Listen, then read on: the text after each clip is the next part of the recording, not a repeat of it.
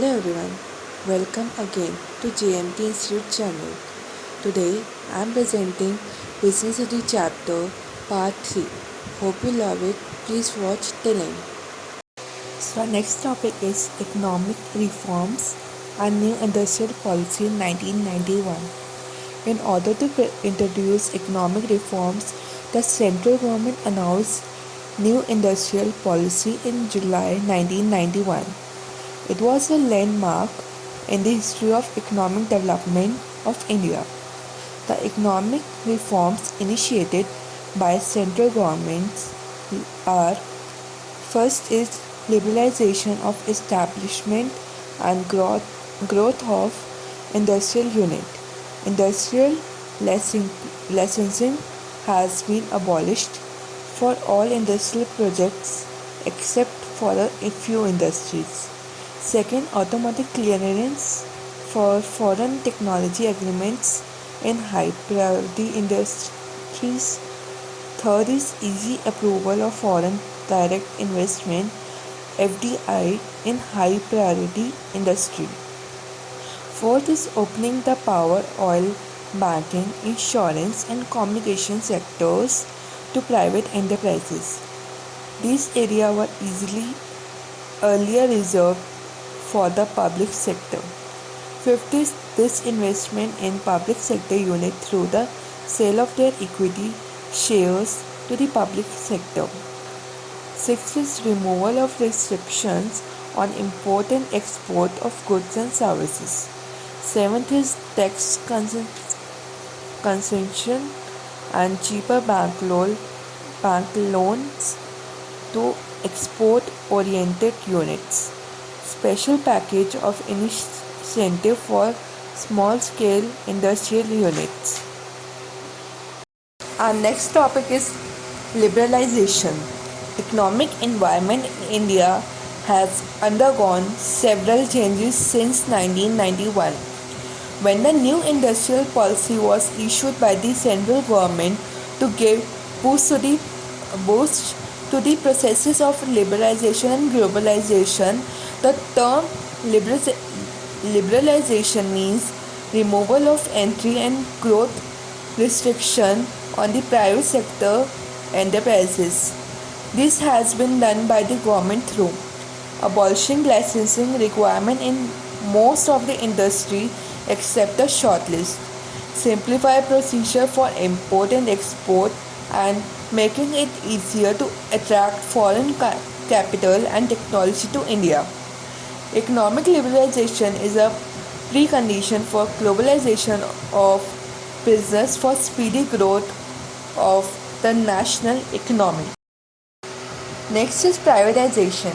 Privatization means transfer of ownership, management and control of public sector enterprises to the entrepreneur in the private sector.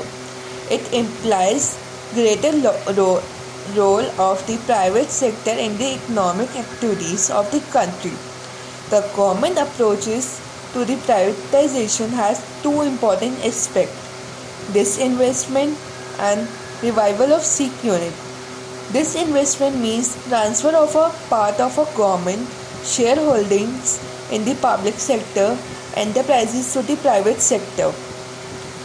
It results in the dilution of stake of the government in the public enterprises. Next topic is globalization. Globalization means the process of integration of the world economy into one huge market through the removal of all trade barriers or restrictions among countries.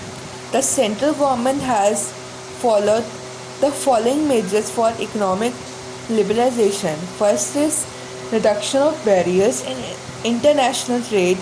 Second, increased flow of capital from foreign countries and vice versa. Third is free follow of latest technology. Our next topic is impact of government policies changes on business. Our first impact is increased competition. As a result of economic reforms, business firm now faces competition from existing as well as new enterprises. Competition from multinational and importers is another fact of the new competitive environment.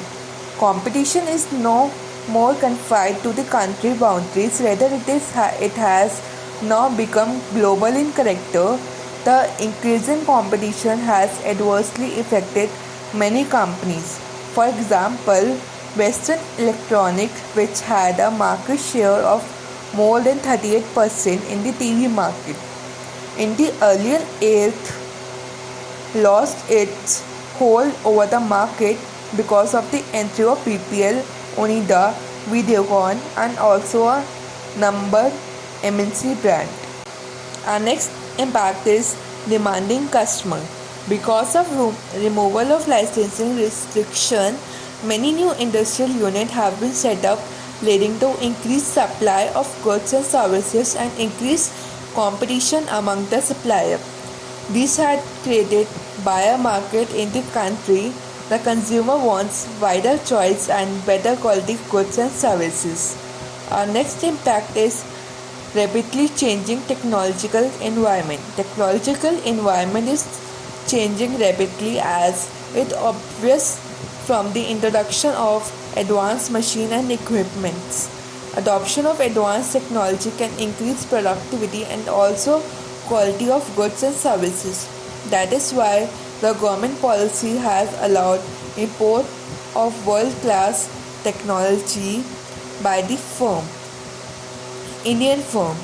But this has created a great challenge for small industrial units which lack financial resources to procedure advanced technology. Next impact is need for change. The business environment is highly volatile because of changing in the economic, social, political and technological environment. The businessmen have to introduce necessary changes in organizational policy, system and procedures. Next impact is need for developing human resources. Indian enterprises have suffered from long with inadequately trained personnel. The new market conditions require people with the higher competence and greater commitments. Hence, the need for developing human resources is more important than ever before. Our next impact is adoption of market orientation. Earlier, the business firm used to produce first and then go to the market for sale.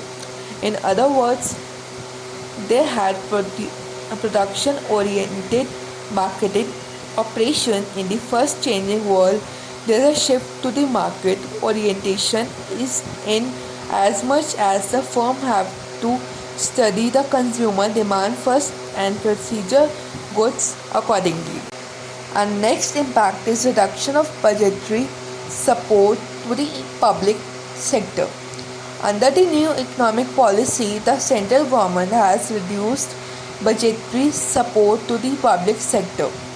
Public enterprises have been asked to raise capital from the market and generate profit by reducing costs and increasing efficiency.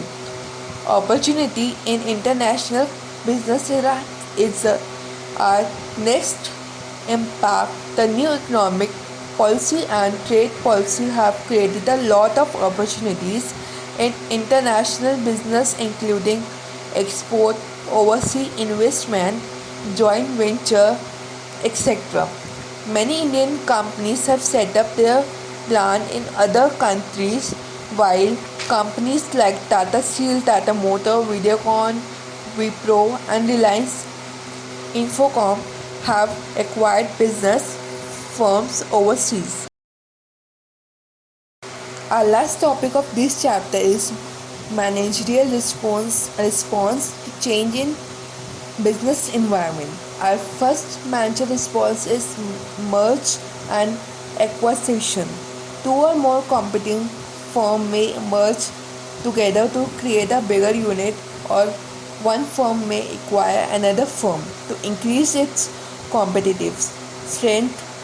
For instance, Hindustan Lever took over Tata Oil Mills to take on competition from Proto- Pro- Procter and Gamble. It has also acquired Kisan and Cavity. Similarly, Coke acquired Parle drinks to take on Pepsi. Our next, our next important response is joint venture. Many companies in India have entered into joint venture arrangements with foreign multinational corporations for the supply of latest technology. For example, Mahindra and Mahindra entered into joint venture with Ford and SIEL with Honda. This has helped them to offer better product models in the market. Our next response is diversification. Many companies have undertaken diversification program to strengthen their position in the market. Reliance has diverged into textile, petrochemical, financing, information technology, communication, etc. Eureka Forbes, known for vacuum cleaner, has entered into water purifier, food processor, electric iron, etc. Our next response is brand building. Often big companies invest huge amount on building their brand.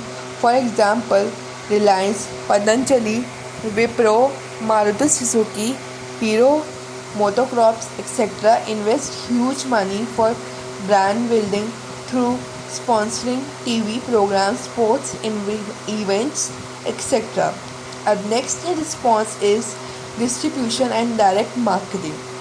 Several companies like Hindustan, Unilever, Coca-Cola, Pepsi, Titan, Maruti Suzuki, Bajaj Auto, etc. have strengthened their distribution network in India. They have been concentrating on marketing in rural market by launching low-priced model of their products. Rural market in India have a great potential. Direct marketing company like Amway and Tupperware have also been successful in pushing up their sale directly to the customer. Our next response is competitive advertisement. In order to meet competition in the market, several business firms resort to competitive advertising. For instance, PepsiCo and Coca-Cola company have often used this strategy to either increase or maintain their market share. Our next response is upgradation of technology. Use of latest technology can provide a competitive edge to their users.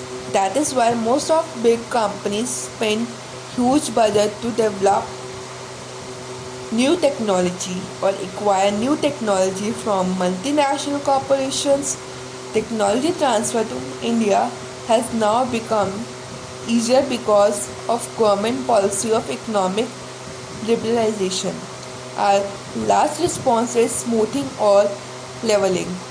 This strategy aims at smoothing the sales throughout the year.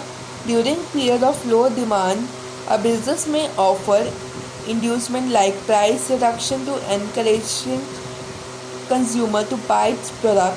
During peak periods, it may charge a premium price to make up for lean session.